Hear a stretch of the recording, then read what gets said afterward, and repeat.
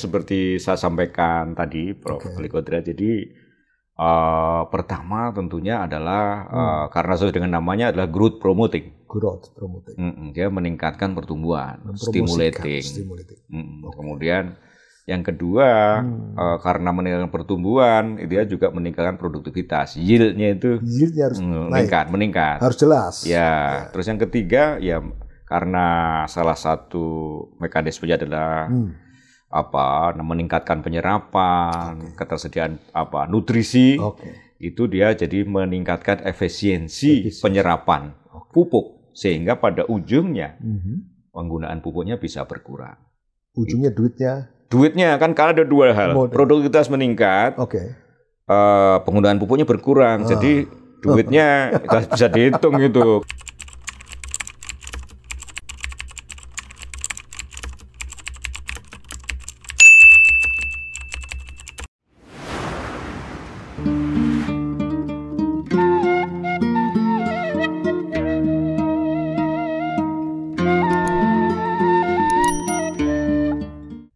Bismillahirrahmanirrahim. Assalamualaikum warahmatullahi wabarakatuh. Waalaikumsalam. Alhamdulillah. Kawan-kawan, kita masuk kepada situasi yang ingin menolong, membantu, mengamankan para petani. Dari segi seringkali ya, kita mendengar di petani Karawang, Indramayu, Cirebon, Subang, kadang-kadang sulit katanya mendapatkan pupuk. Susah. Sehingga tentunya mencari bagaimana caranya agar supaya pupuk menjadi mudah, pupuk menjadi murah, pupuk menjadi signifikan keberhasilannya kepada tanaman-tanaman pertanian. Alhamdulillah saya bisa bersama Profesor Suryo Wiono. Pak Suryo adalah Dekan Fakultas Pertanian Institut Pertanian Bogor. Selamat sore. Selamat sore. Alhamdulillah. Bisa ketemu. Ya. Jadi Profesor Suryo menekuni masalah mengenai barang-barang yang rumit, yaitu mikroba. Saya kelihatannya kok ke mikroba. Lalu bagaimana mikroba hubungannya dengan persoalan mengenai kelangkaan kadang-kadang ya pupuk dan sebagainya. Jadi begini, saya itu dulu memang dari hama dan penyakit gitu ya. Dari IPB University. IPB University, kemudian S2 dan S3 di Göttingen University, Jerman. Di S3 itu kan menekuni yang disebut dengan pengendalian hayati atau biological control dari penyakit tumbuhan. Penyakit tumbuhan. Ya, nah, kita menggunakan asal mulanya di situ. Iya, asal di situ. Jadi kita mengembangkan awalnya. Saya itu mengembangkan mikroba-mikroba yang digunakan untuk mengendalikan hama dan penyakit. Banyak itu mikroba. Banyak sekali. Banyak kita cukup kaya di Indonesia ini dan kemudian juga mikroba ini kan nggak bisa dibatasi. Ini kamu hanya untuk hama penyakit aja. Ternyata ini mikroba itu ya ada satu atau beberapa kelompok, Profesor Klikodra. Jadi yang dia memang bisa mengendalikan hama penyakit, tapi juga dia bisa meningkatkan penggunaan pupuk, meningkatkan efisiensi, kemudian meningkatkan pertumbuhan tanaman. Ada yang meningkatkan daya adaptasi tanaman. Nah, itu jadi memang menarik. Akhirnya kita tim kami itu di PB gitu ya, itu mengembangkan berbagai mikroba untuk pertanian, terutama untuk pertanian dan lingkungan juga sebenarnya. Karena ini misalnya untuk decomposer itu kan lingkungan. Jadi itu berbagai keperluan. Gitu. Jadi artinya jika ini bisa berkembang dengan baik, maka tentunya akan bisa menolong masyarakat ya.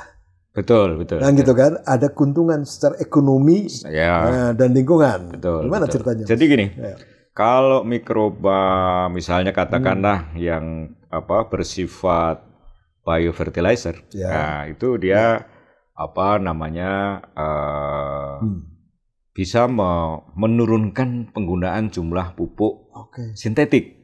Nah, sintetik ya. Untuk pupuk pabrikan. Pupuk pabrikan. Ya, menurunkannya cukup signifikan, sekitar 30% gitu. Menurunkan apanya tuh? Kalau misalnya digunakan 100 kg, bisa diturun sampai dia 70 menjadi 70 kan berarti turun 30%. Jadi kenapa turun? Itu karena meningkatnya efisiensi penyerapan. Yang pertama, yang kedua adalah meningkatkan ketersediaan di tanah. Jadi sehingga menguntungkannya bagi petani adalah pertama biaya produksinya menurunkan biaya produksi. Dan kemudian yang kedua itu meningkatkan produktivitas. Ya itu kan. Jadi dapat kena semuanya, Pak. Kena semua. Pak Bos. Jadi kena dari segi produktivitas, kemudian dari biaya produksi masuk, gitu kan. Jadi keuntungan juga tentunya Jadi salah satunya seperti itu. Misalnya kalau tanaman padi, kita menggunakan beberapa kelompok mikroba ya untuk membuat tanaman, untuk imunisasi tanaman gitu ya. Dan juga biofertilizer. Dia itu bisa meningkatkan produktivitas itu sekitar 24%. 24%? Iya. Rata-rata? Rata-rata. Itu kita uji coba skala luas, Pak. Di Subang kita coba. Untuk tanaman apa? Padi. 200 hektar kita coba. Wah, 200 hektar coba. Gembira dong petani. Betul. Di Bojonegoro, di Blora, di Indramayu. Di mana lagi ya? Terus di Tegal. Kita coba kemana-mana ini. Iya, saya banyak berteman dengan para petani. Dan mereka sangat senang karena bisa menekan penggunaan pupuk. Pasti. Terus menekan penggunaan pestisida ini. Pasti. Segi lingkungan juga aman. Iya, tapi itu tidak satu jenis mikroba yang menekan penggunaan pupuk ini yang untuk menekan pestisida. Macam-macam jenisnya. Beberapa lah tujuannya macam-macam. Ya beberapa gitu yang menekan penggunaan pestisida. Bahkan untuk pestisida kita bisa tekan sampai 0, Pak. Sampai 0. Jadi dari hamanya lari itu. Tanamannya lebih kuat, Pak. Kita membuat yang disebut dengan imunisasi tanaman. Jadi tanaman menjadi diperlakukan dengan mikroba tertentu. Salah satunya ini yang disebut dengan PGPR. Ini membuat dia lebih tahan sehingga hama penyakitnya berkurang. Gitu. Kawan-kawan, luar biasa nih. Tahap pertama obrolan dengan Profesor Suryo Wiono adalah seorang ahli mengenai hama dan penyakit tentunya. Lalu mencari model-model yang lebih efektif, efisien terhadap tanaman-tanaman pertanian. Maka konsentrasi dengan mikroba. Mikroba itu Indonesia kaya raya. Tropical mikroba terkenal macam-macam. Ditekuni oleh Prof. Wiono. Oleh karena itu saya ingin bertanya nih. Berarti itu ada upaya yang sangat tekun ya, Prof ya. Tekun dan panjang waktunya untuk mendapatkan tadi PGPR itu panjang. Mau dijelaskan PGPR Jadi begini. Jadi pertama PGPR adalah Plant Growth Promoting Rhizobacteria. Kalau bahasa Indonesia apa itu? Bakteri perakaran pemacu pertumbuhan tanaman. Bakteri perakaran pemacu pertumbuhan tanaman. Dulu pernah kita kenalkan dengan bahasa Indonesia RPPT gitu, Rhizobacteria pemacu pertumbuhan tanaman. Sulit itu malah PGPR aja, Pak, katanya. Gitu orang masyarakat petani walaupun juga. Bahasa Inggris ya. PGPR lebih mudah. Gampang PGPR ya. Oke. Jadi PGPR itu adalah bakteri perakaran pemacu pertumbuhan tanaman. Dia memang di akar itu dihuni. Jadi Pak Profesor Kodra, akar tanaman itu satu tanaman padi misalnya mungkin ada ribuan jenis mikroba di dalam satu tanaman padi. Jadi di rhizosphere di daerah sekitar akar saja itu ratusan ya.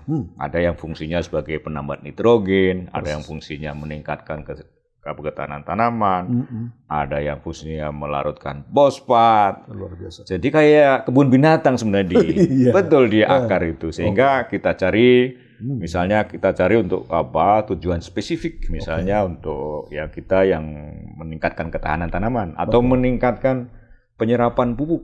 Nah, gitu kan. Jadi itu jenisnya lain-lain ya? Lain-lain. Jadi tapi gini, ada satu mikroba misalnya PGPR1.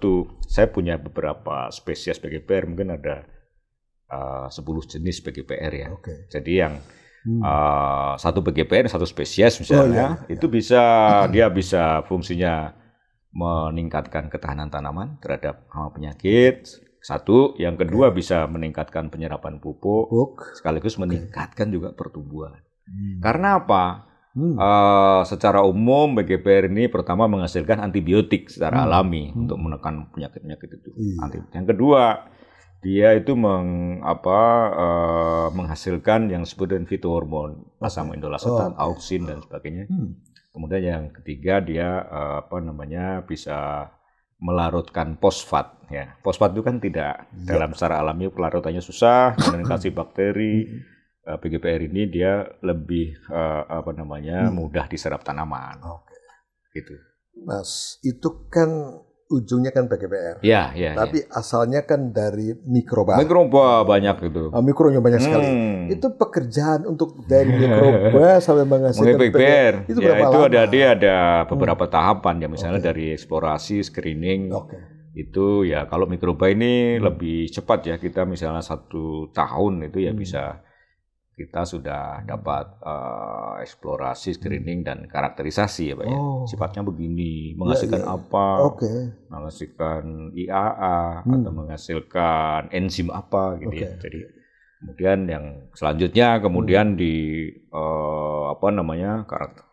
karakterisasi, pengujian di lab, pengujian di lapangan, kemudian ya sebelumnya itu ada uji keamanan juga kita. Uji keamanan hayati sebelumnya itu.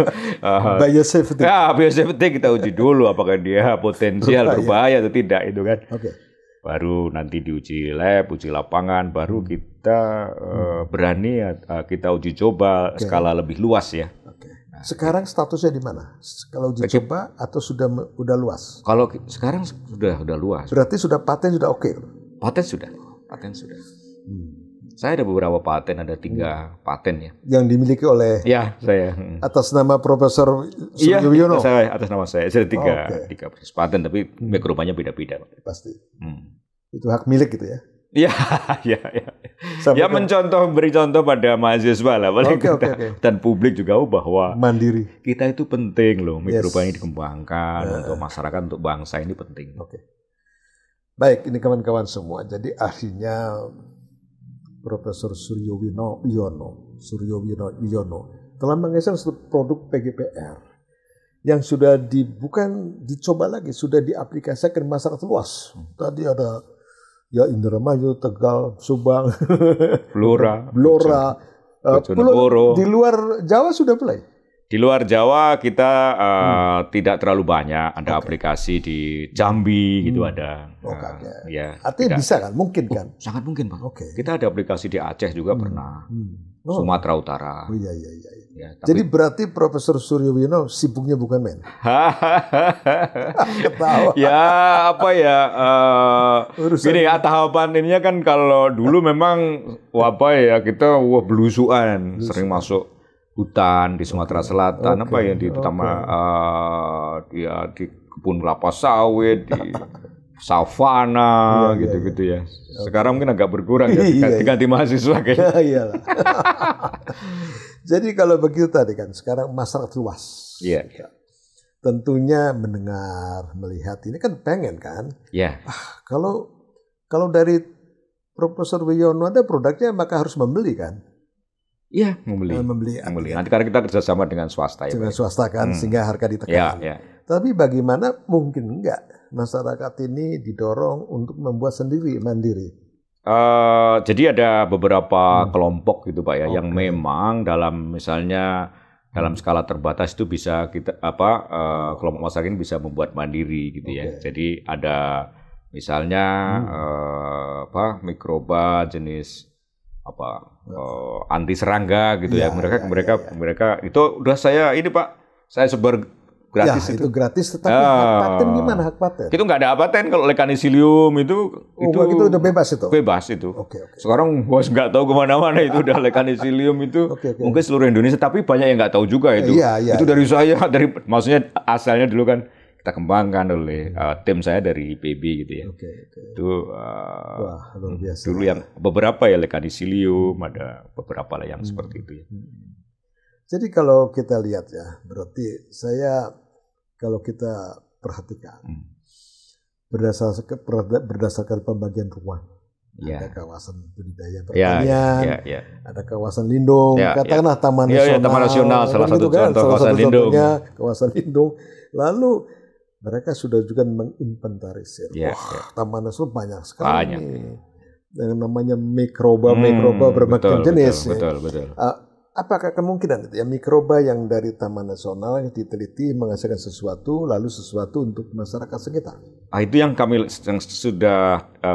sedang kami lakukan kan itu, Pak. Jadi karena begini, Taman Nasional sebagaimana yang itu kawasan yang memang intervensi manusianya kan kurang. Harus kurang. Itu dampaknya terhadap keanekaragaman hayati mikrobanya juga beda, Pak. Jadi keragamannya lebih tinggi di dalam Taman Nasional dan kita peluang untuk mendapatkan jenis-jenis yang bagus juga lebih mungkin di situ. Kalau di ekosistem agricultural ecosystem itu kan sudah terbatas.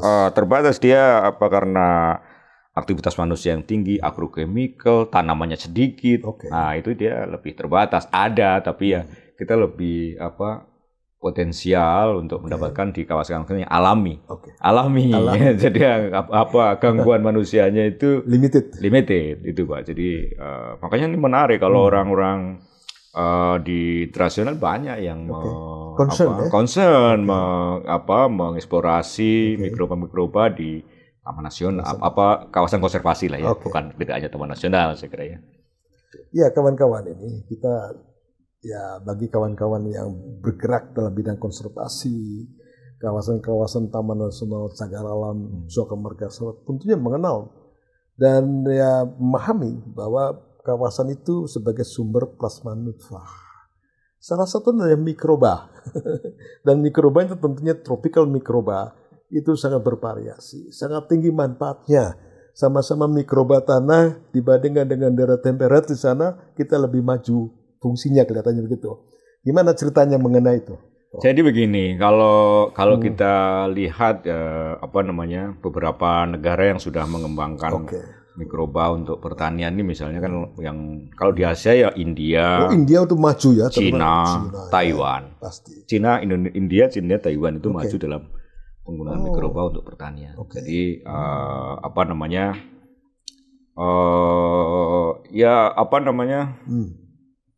mikroba ini ya dari berbagai tipe ekosistem gitu ya. Itu fungsinya mungkin beda-beda. Beda-beda mungkin. Ya, misalnya dari kalau kita ingin mendapatkan mikroba sehingga membuat tanaman tahan toleran terhadap kering, kita harus mendapatkannya dari daerah-daerah savana, NTT. Jadi ya kita miliki Indonesia miliki tipologi ya. Tipologi itu.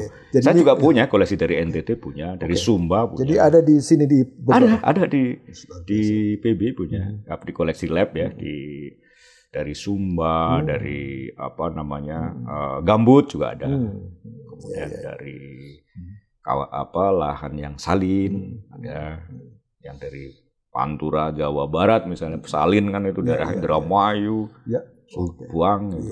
Pasang surut juga. Pasang surut ada.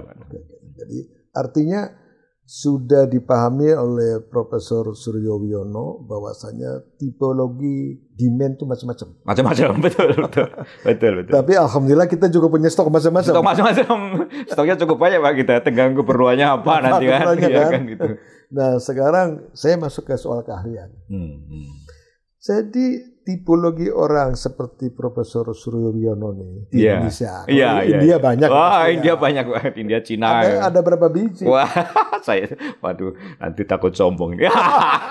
Di IPB juga banyak, Pak, yang teman-teman yang para dosen atau guru besar yang menekuni semacam ini gitu ya di hama penyakit, di ilmu tanah, juga di biologi gitu ya, tularan biologi. Tapi memang ya nggak terlalu banyak lah mungkin di bawah Berapa ya? 10 ada nggak ya? Kurang itu. Tapi kan kita kan ada IPB. Ada perguruan tinggi yang lain, ada UNPAD, UGM. Ya. Tentunya ada semacam ikatan. Ada. Ikatan keahlian ya. Jadi saya itu gini. Jadi saya anggota Perhimpunan Fitopatologi Indonesia, Ilmu Penyakit Tumbuhan, dan juga anggota Perhimpunan Mikrobiologi Indonesia. Juga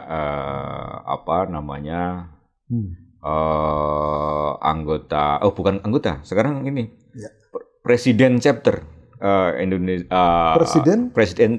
Presiden Chapter Indonesia. Oh, Presiden Chapter Indonesia. Ya, namanya. Presiden Chapter Indonesia.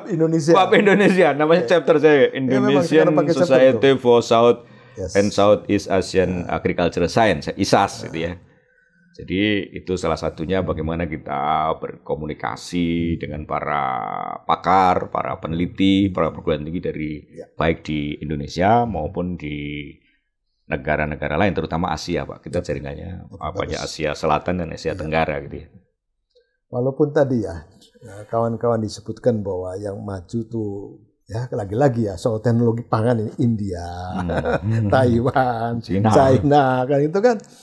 Bagaimana tuh ranking Indonesia? Kita tanyakan lagi kepada Profesor Suryo. Gimana Indonesia posisinya di mana dalam kancah itu, Mas?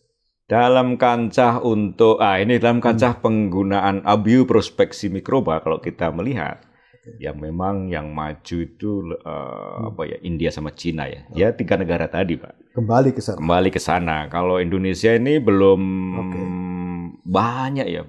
Belum banyak kalaupun ada produk itu kita kan banyak yang juga kalah sama ini ya. Sama yang dari luar ya. Karena tadi penelitiannya kan tidak konsolidate gitu ya. Tidak solid, tidak bagus gitu ya, sehingga kalau misalnya gini, di dunia mikroba itu isolat yang kita dapat dari alam itu adalah menentukan. Dia yang bagus atau yang biasa-biasa aja atau yang tidak bagus itu menentukan. Yang justru kan nanti kompetisinya kan di situ. Iya, di situ kompetisinya. Dari luar misalnya. Ada, Pak, sudah produk yang dari tidak saya sebutkan namanya, perusahaan multinasional sudah ada produk mikroba yang dari luar memang bagus. Ya. Jadi memang dia sudah teruji penelitiannya intensif dan holistik gitu ya. Maka bagus gitu. Itu kan. Saya Prof ya, saya kumpul-kumpul sama kawan-kawan ya, bidang saya di bioprospeksi, konservasi kan, India, China dan sebagainya. Terus saya tanya, bagaimana sih spesies genetik kita? The tropical countries. Dia makan tropical countries itu luar biasa. Fungsinya tuh beda antara jenis sana dengan jenis sini kan, gitu kan. Jadi artinya opportunity kita tinggi loh. Lebih tinggi, Pak. Opportunity lebih tinggi sebenarnya. Dibanding misalnya India kita lebih tinggi. Gitu kan. Cuma mereka ketekunan, betul, Pak. Jadi ada Prof. Awi Kodra. Jadi misalnya untuk seperti saya kan punya koleksi misalnya mikroba kita ya adalah sekitar 130 spesies gitu ada juga kita koleksi. Tapi kan tidak banyak dan itu juga harus tekun itu, maksudnya kalau kita tidak urusi dengan baik manajemen itu ya mati semua. Bubar itu.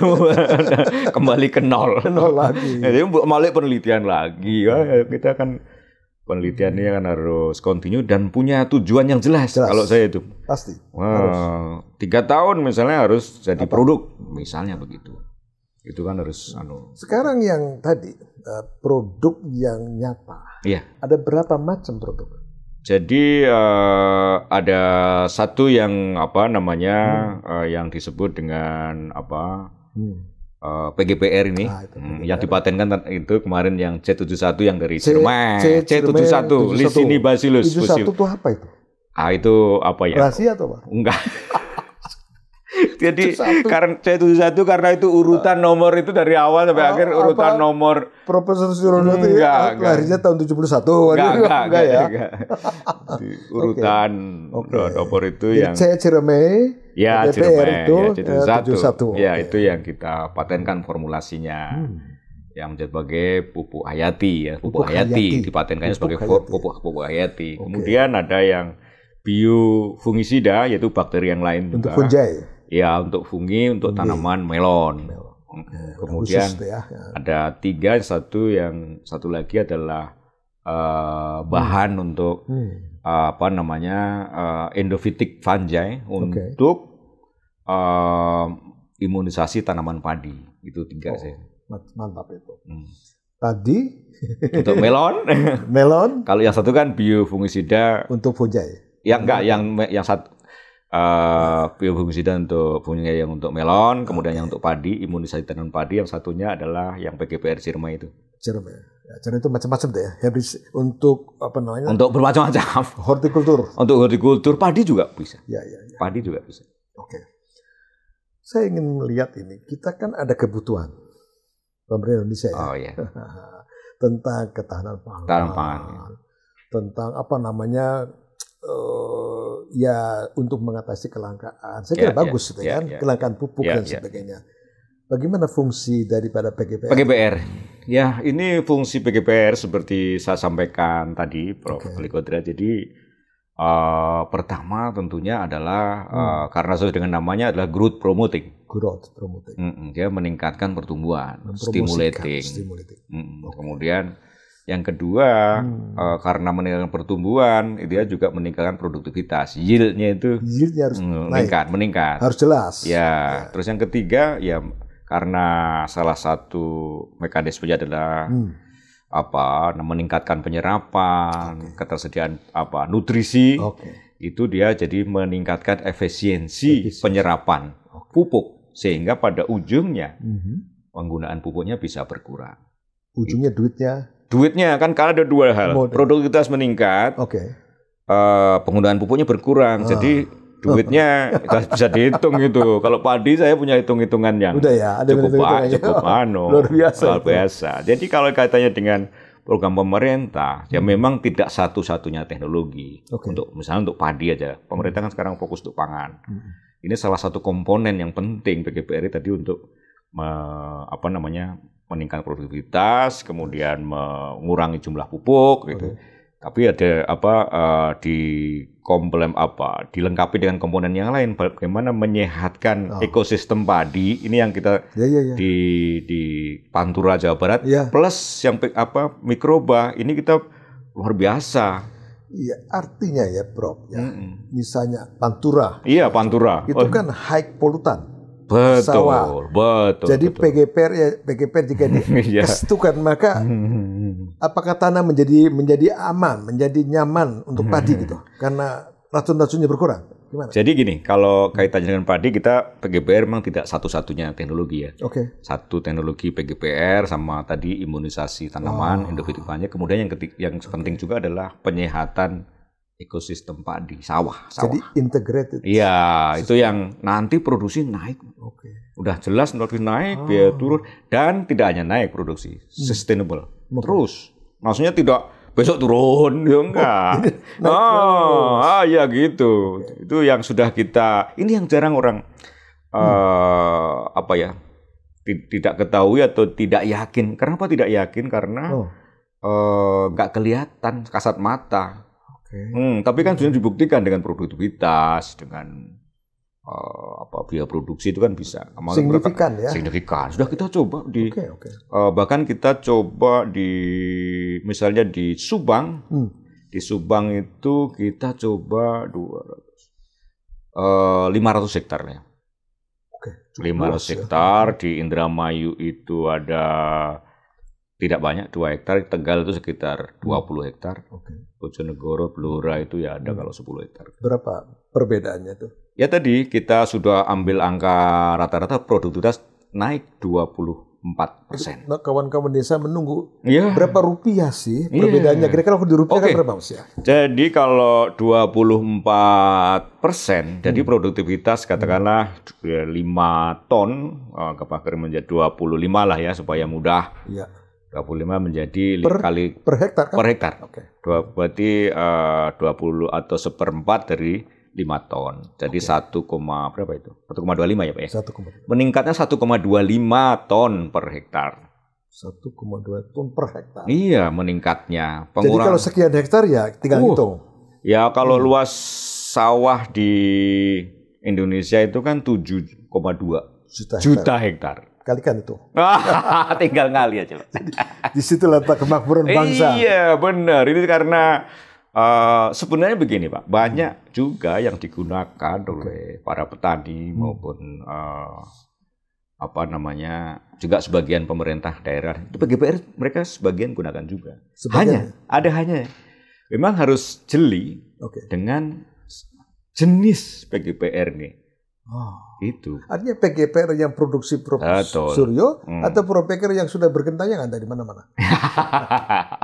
Bergentayangan. Jadi begini, kalau saya bukannya ini ya, jadi PGPR yang baik itu harus dihasilkan oleh proses riset yang baik. Jadi apa namanya? Ini ajalah sebagai PGPR itu dianggapnya oleh masyarakat umum juga dan oleh sebagian dari para policy maker kan dia sama gitu ya, padahal itu berbeda. Jadi memang yang harus sudah teruji. Ini kata-kata kuncinya teruji ya, itu. Terukur dan teruji. Kata kuncinya nggak tahu nih koleksi.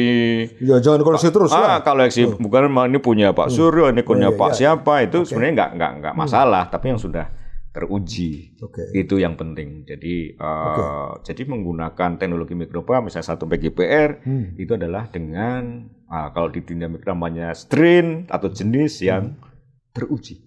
Nah, ini penting. Masih menanya lagi tuh di sana, Mas. Berapa rupiah sih perbedaannya? Oh, itu perbedaannya. Ya, rupiah per hektar aja. Kalau saya itu kalau angka-angka rupiah itu memang kan enggak ini. Jadi tapi gini, kalau di sana perlu rupiah. Jadi gini, kalau padi biaya produksi 15 juta ton kalau 15 juta rupiah maksud saya. Per hektar, kemudian hasil panen kalau 5 ton kali harga gabah katakanlah 6.000 30 juta. Ya. 30 juta dikurangi 15 kan? Ya. Berarti 15 juta untuk penerimaan ya. Jadi kalau pakai PGPR dia kan 5 ton kan itu 6,26 ton ya, 6 ton kali 6.000 36 juta ya Pak ya. Ya 36 juta. 36 juta dikurangi bukan 15 juta, berkurang lagi dia. Iya. Dikurangi 14 juta. Ya kan, jadi 36 dikurang 14. Jadi sebagai patokan itu meningkatkan produktivitas 24%, mengurangi biaya produksi 15% yang udah kita. Ya, itu yang patokannya ya. Patokannya. Ya. Artinya begini. Pasti ya kalau saya melihat secara cepat sebagai orang awam, wah ini lebih menguntungkan. Betul. Tapi kok kelihatannya ada permasalahan. Kalau saya tanya-tanya, kan saya observasi, maka sebagian Indramayu, sebagian Cirebon, sebagian Majalengka, sebagian Kuningan. Bukan total bupati. Pokoknya aku begini masih ada apa namanya handicap seperti itu ya. Apakah itu menjadi permasalahan? Ya jadi gini, handicapnya pertama adalah apa namanya tadi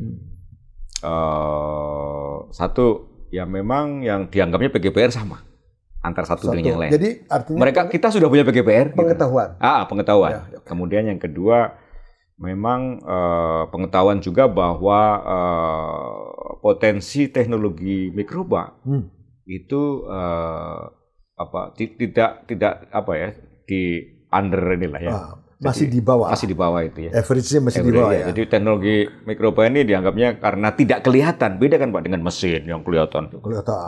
Pabriknya kelihatan. Mikroba ini kan gaib ya. Gaib dalam arti nggak kelihatan. Harus dengan bantuan alat, dengan bantuan sehingga dia agak sulitnya di situ. Kemudian apa namanya? Ya tentunya yang juga penting adalah teknologi ini kan perlu komersialisasi yang yang pas dan cepat gitu ya. Itu yang juga menjadi masalah juga. Ya artinya kalau saya melihat kebutuhan ada di sana. Ada. Permasalahan ada di sana. Ada. Kok artinya kan gitu kan. Permasalahan apa yang menyebabkan saya sih agak seret kan itu kan. Seret betul. Iya kan. Jadi apa yang harus digempur? Pertama tentunya apa namanya? Jadi gini, Pak. Jadi prosesnya aduh. Jadi Pertama dari segi pengetahuan masyarakat maupun policy maker. Satu. Betul, itu yang harus memang potensinya besar ini loh. Yang kedua, produk ini kalau untuk beredar dalam skala yang luas, memang kan harus punya izin edar. Izin edar, Pak. Izin edar. Iya. Jadi paten sudah, kemudian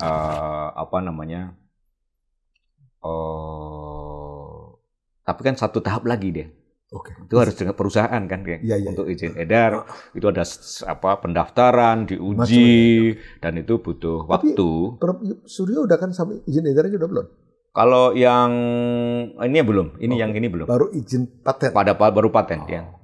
Itu perlu mitra yang pas gitu ya, itu ya untuk izin edar kan untuk produksi skala massal. Itu produksi besar. Terus kalau yang tadi, misalnya kita menggunakan, kalau petani berbanyak sendiri gitu ya, itu bisa juga. Misalnya petani berbanyak sendiri itu menurut undang-undangnya, itu bisa beredar di satu kabupaten gitu. Tapi harus ada dukungan. Iya. Izin edar. Kalau nggak pakai izin edar, misalnya petani memproduksi sendiri itu. Bisa, tapi dia skalanya terbatas. Skala terbatas. Jadi gini. Apakah memungkinkan itu ya kan begini ya.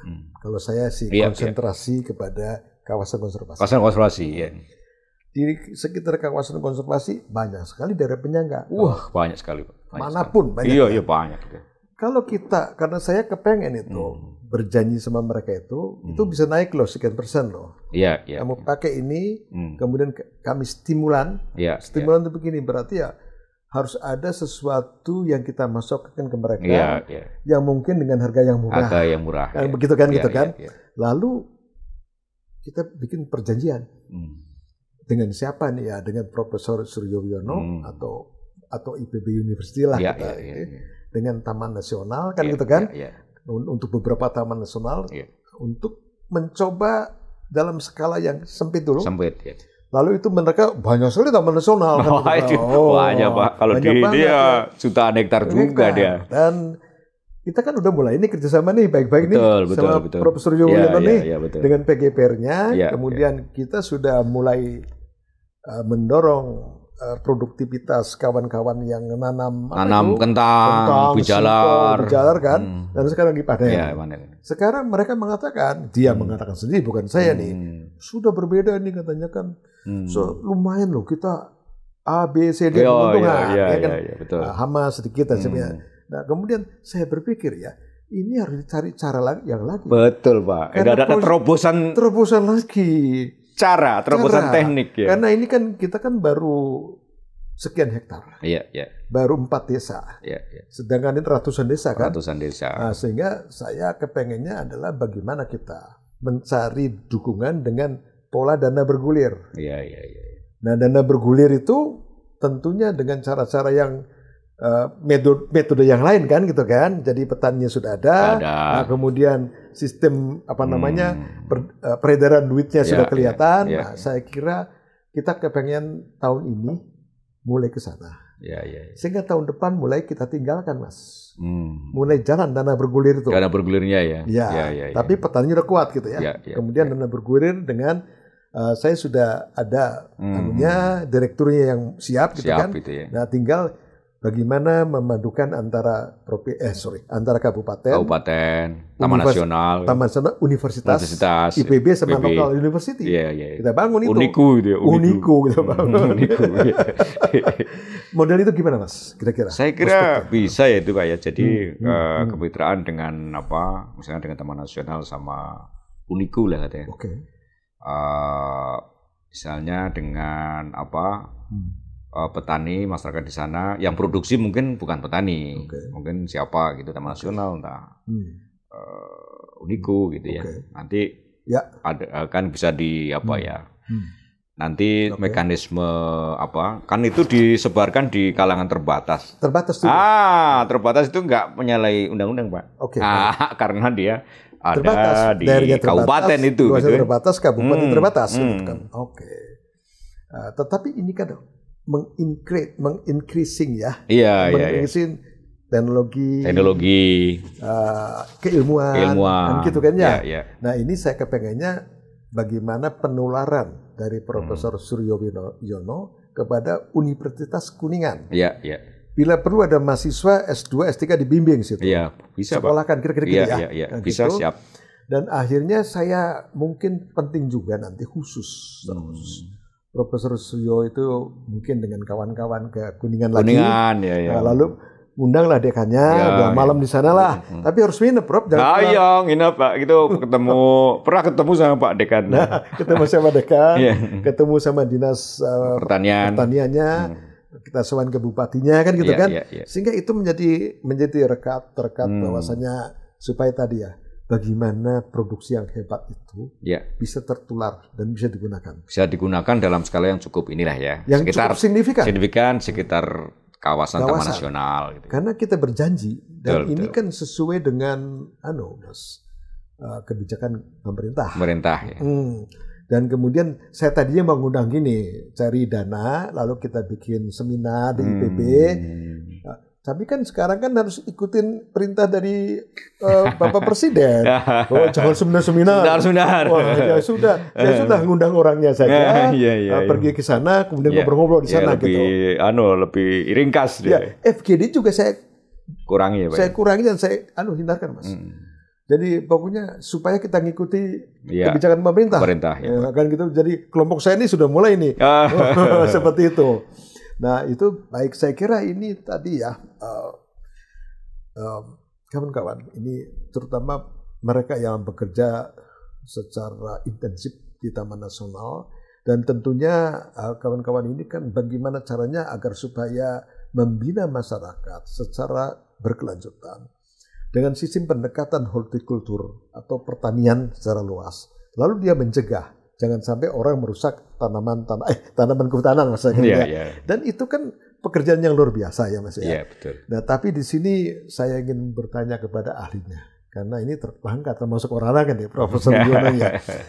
Mekanismenya gimana ya kita? Maksudnya? Yang tadi kalau ingin bekerja sama, menarik bupatinya, dinasnya tentunya, Taman Nasionalnya, apakah dengan pola yang saya lakukan ini bisa dikembangkan, dan kalau dikembangkan menurut sarannya Pak Profesor Suryoyono gimana gitu? Ya, jadi polanya adalah saya kira karena ini untuk masyarakat sekitar Taman Nasional, itu untuk sebagai pelaksananya itu adalah Taman Nasional dan pemerintah kabupaten. Persis. Ya. Kemudian kita dari IPB, dari kami dari Fakultas Pertanian itu mendukung dari segi sainsnya, sains, teknologi, dan pengawasan mutunya, kemudian pendampingan teknik aplikasi dan sebagainya itu yang dari kami. Baik. Kemudian petaninya ya sebagai pengguna di situ, karena kalau perbanyakan kita serahkan pada petani ya bisa juga, cuma nanti perlu pengawasan yang lebih intensif gitu.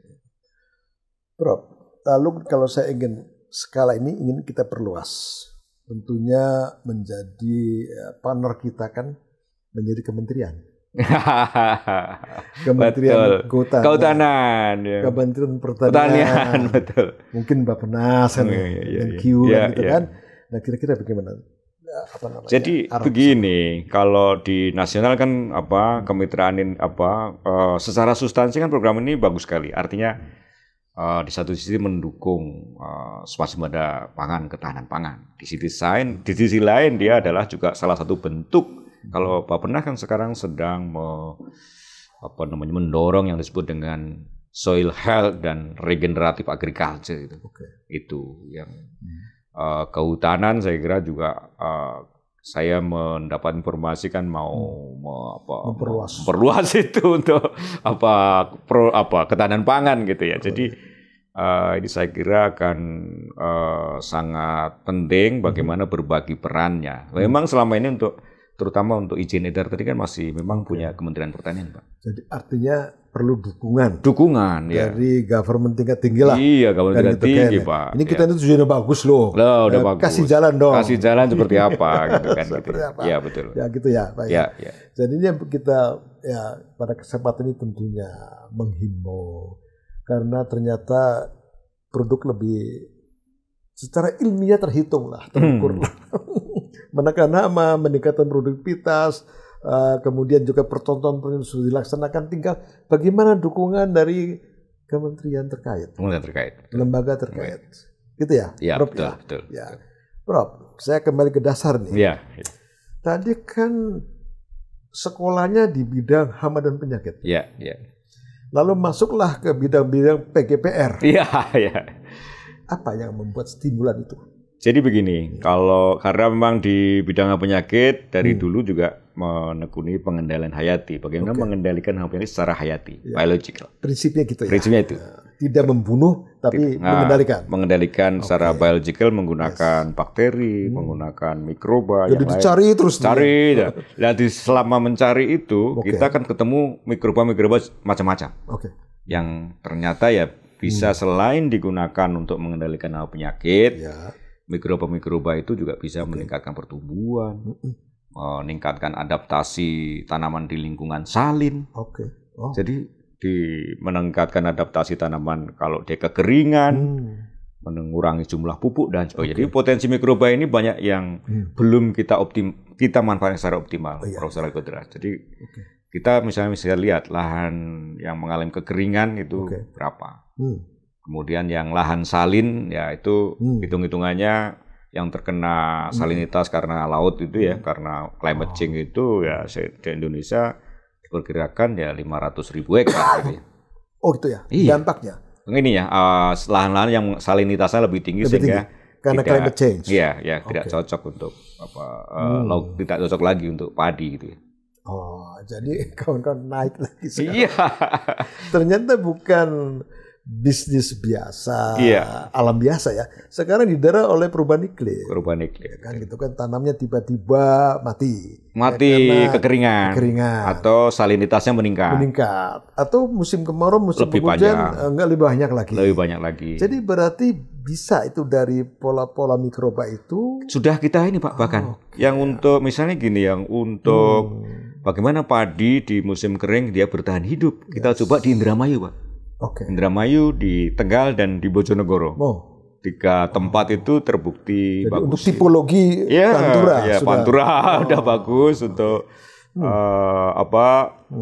namanya mikroba yang untuk toleran terhadap kekeringan. Ada yang kita coba juga yang bagaimana menghadapi salinitas. Perubahan salinitas. Iya. Lahan-lahan yang menjadi salin. Ini Pantura, Jawa Barat itu luar biasa. Parah. Mulai dari Cirebon, Indramayu, Subang, Kerawang, Bekasi, terus sampai Surabaya. Sampai Surabaya itu, ini kita coba, kita cukup luas. Uji coba tahun 2021 dan berlangsung terus di Subang. Belanakan, di Kecamatan Belanakan. Iya, di Subang. Ya, itu kita 10 hektar di situ. Alhamdulillah bagus. Jadi mikroba itu untuk salinitas, tapi memang kelompoknya beda. Untuk salinitas, mikroba untuk mengatasi salinitas, mikroba untuk mengatasi kekeringan. Ada mikroba yang membuat tanaman lebih adapted di lingkungan tertentu, yang gambut misalnya, itu bisa juga. Jadi ini membuktikan ya. Iya. Bro, Tuhan telah memberikan dan menciptakan bentuk-bentuk yang luar biasa. Luar biasa, benar. Antara lain mikroba. Mikroba, betul. Tetapi pengetahuan ini harus kau ciptakan ini supaya mikroba itu bisa berguna. Bisa berguna untuk kehidupan manusia ini. Betul. Disitulah muncul Profesor Suryowiono. Luar biasa. Amin. Insya Allah. Bro, ini saya sekarang kepada generasi ini. Ya. Profesor kan sudah mungkin di atas 60 ya umurnya ya. Saya baru 56. 56. Masih muda sekali. Wih, 56 masih banyak itu. Artinya bagaimana menyiapkan generasi. Betul. Penerus ini gimana? Jadi begini, siapkan generasi penerus tentunya ada sangat penting ya. Kalau saya di perguruan tinggi di IPB gitu ya. Pertama yang penting. Yang tahap pertama adalah menyiapkan junior. Ya, junior yang dokter baru, yang baru masuk itu gitu ya. Betul. Yang kedua juga selain itu kan banyak juga Pak tidak berkiprah di dunia mikroorganisme, tidak hanya di perguruan tinggi juga, tidak harus. Iya betul. Ya, jadi juga yang para mahasiswa pasca sarjana terutama ya, mahasiswa pasca sarjana dan juga di mahasiswa sarjana itu yang kita dorong, kita tulari tentang pengetahuan-pengetahuan yang potensial kita misalnya bahwa dunia mikroba ini penting untuk masa depan bangsa. Tidak hanya untuk pertanian, Pak. Untuk lingkungan, untuk kesehatan, untuk energi. Ini penting semua. Dengan bahan dasarnya mikroba. Mikroba ini penting banget. Wah kalau cerita itu lama banget. Butuh semalam bisa itu. Bisa semalam. Tapi artinya angkatan saya sendiri ya. Saya itu L5 ya. Saya A23. Berarti berbeda. 20 tahun ya gitu kan. Artinya jangan saya boro-boro melihat mikroba. Iya. Kan gitu kan? Iya. Saya tuh baru-baru mikroba ya baru-baru aja. Mikroba kan gitu kan. Iya. Tapi sebelum itu pekerjaan yang sulit, tidak menghasilkan, tidak ada gunanya kira-kira gitu ya. Iya, betul. Ternyata dibuktikan oleh seorang muda tadi 50 berapa? 56. Enggak muda juga, Pak. harus siap-siap. Ayo siap itu. Ya. Apa yang merangsang itu, Mas? Yang merangsang saya itu suka yang baru, Pak. Jadi kalau udah dikerjakan orang, saya nggak tertarik. Biasanya begitu.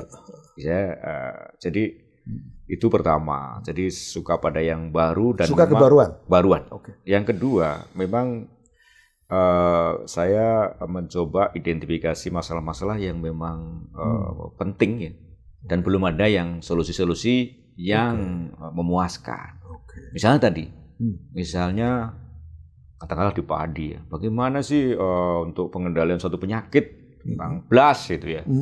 Nah, kita buat untuk menyelesaikan itu dengan imunisasi misalnya. Imunisasi bagi tanaman itu sesuatu yang baru juga.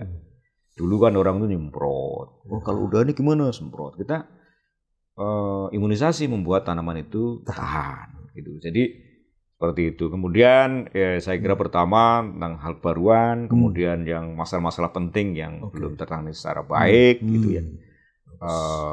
Saya kira itu. Terus yang ketiga saya suka ke lapang. Ketemu petani, ngobrol, ke sawah, ke kebun, kadang-kadang ke hutan juga gitu kadang-kadang. Ya ini kawan-kawan contoh sosok seorang profesor yang selalu ingin mencoba untuk mengembangkan keilmuannya dan beradaptasi dengan masyarakat, dengan lingkungan. Saya kira sosok ini yang diperlukan oleh kita ke depan. Dan bangsa ini membutuhkanlah Suryowiono lainnya. Bukan sampai di sini. Lalu kita ini kawan-kawan mengenal yang namanya bioprospeksi. Kira-kira itu bidang tadi itu bidang bioprospeksi ya kalau maksudnya tahapannya, Mas. Tahapannya 1, 2, 3 sampai ke paten itu ya. Iya, paten. Bioprospeksi. Jadi ilmu ini ada bioprospeksi. Ilmu bioprospeksi. Walaupun awalnya saya tidak menekuni bioprospeksi, tapi di tengah jalan ya ketemulah ini bioprospeksi. Inilah barang ini. Iya, yang sehingga barang ini. Alhamdulillah saya tertolong juga. Karena saya kepengen apa sih wujudnya bioprospeksi Indonesia. Ya? Bioprospeksi Indonesia ujungnya apa? Apa sih sebenarnya kan gitu kan? Ada contohnya. Iya, ada contohnya. Ada contohnya gitu. Sehingga dapatlah yang namanya Profesor Suryowiono. Saya datang ke fakultas lalu mengenalkan namanya bagaimana. Alhamdulillah seperti disiram dengan air jam-jam. Alhamdulillah. Jadi tinggal bagaimana jalan ini mencari yang halal kan kita kan yang halal. Bagus.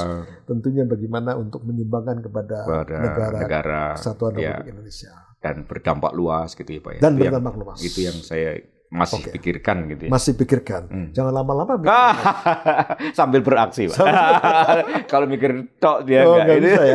Sambil beraksi dan sekarang udah di Subang, di Demak itu kan sudah boleh jalan kan gitu kan. Sudah. Untuk memperluas cakrawala kan gitu dan sambil kita mendorong juga para policy maker ya supaya awareness ya, knowledge.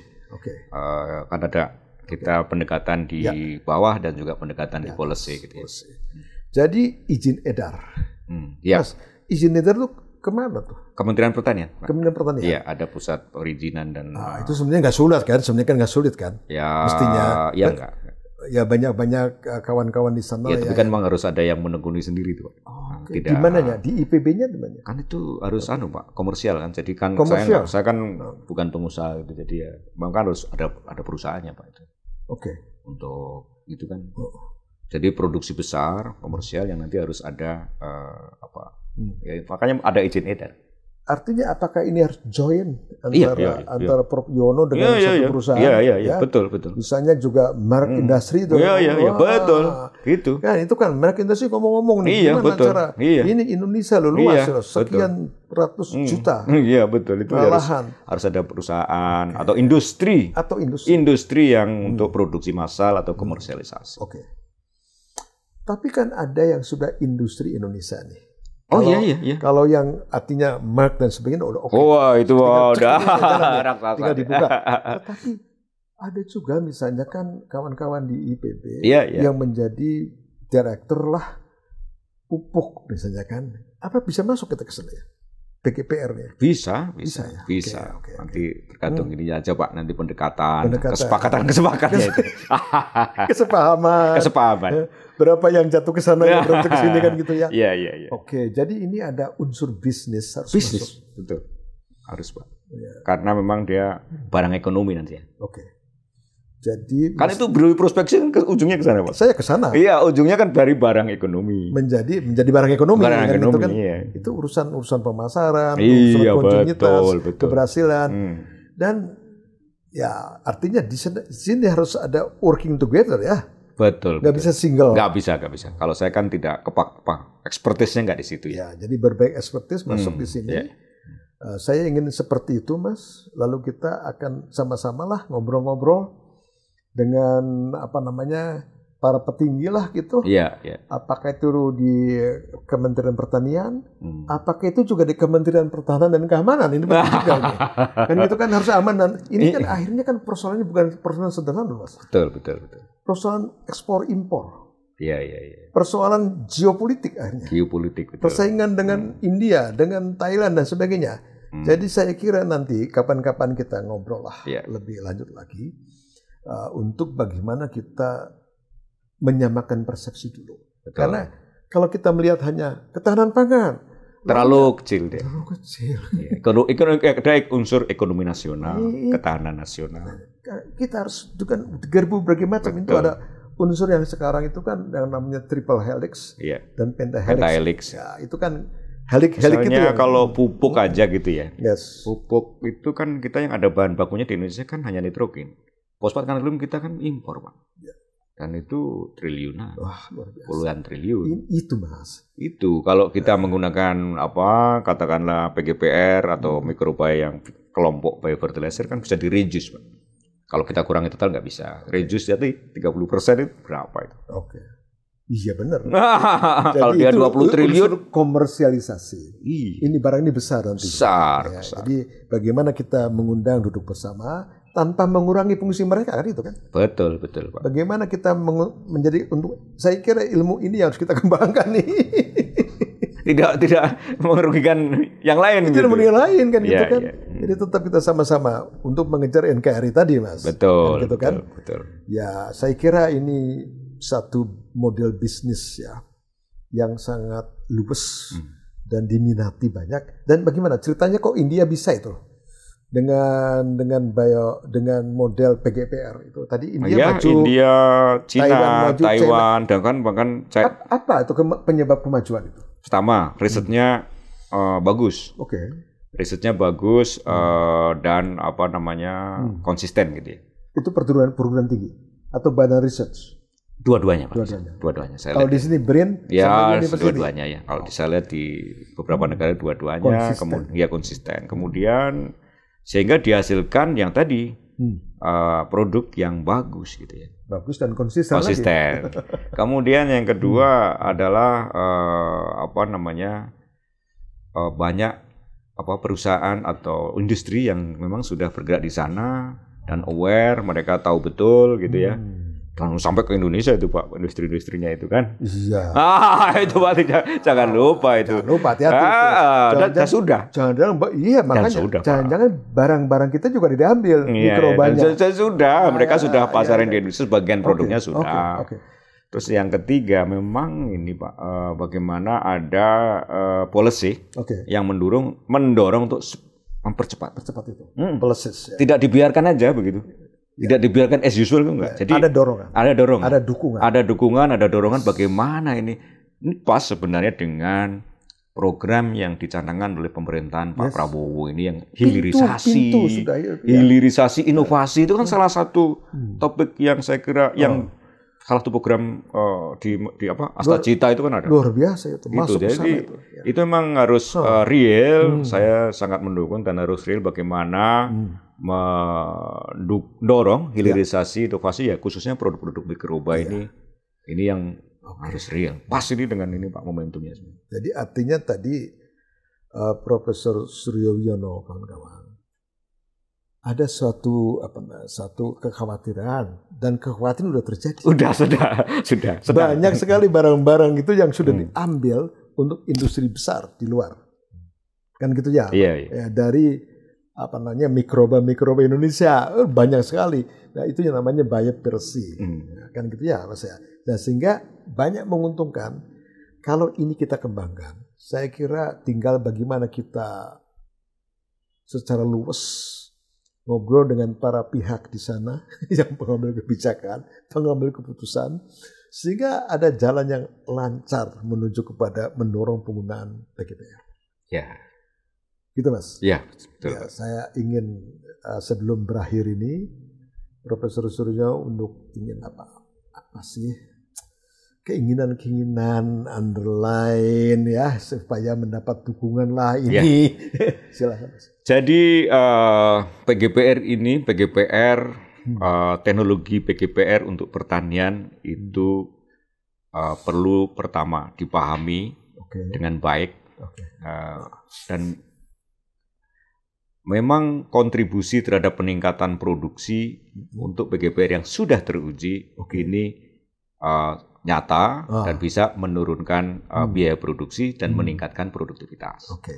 Dan untuk supaya PGPR ini punya dampak luas masyarakat, tidak hanya untuk pertanian, ketahanan pangan, tapi juga untuk ketahanan ekonomi. Dan juga ketahanan nasional, itu perlu dukungan dan kerjasama dari berbagai pihak, dari akademisi, dari dunia industri, dan juga dari pengambil kebijakan.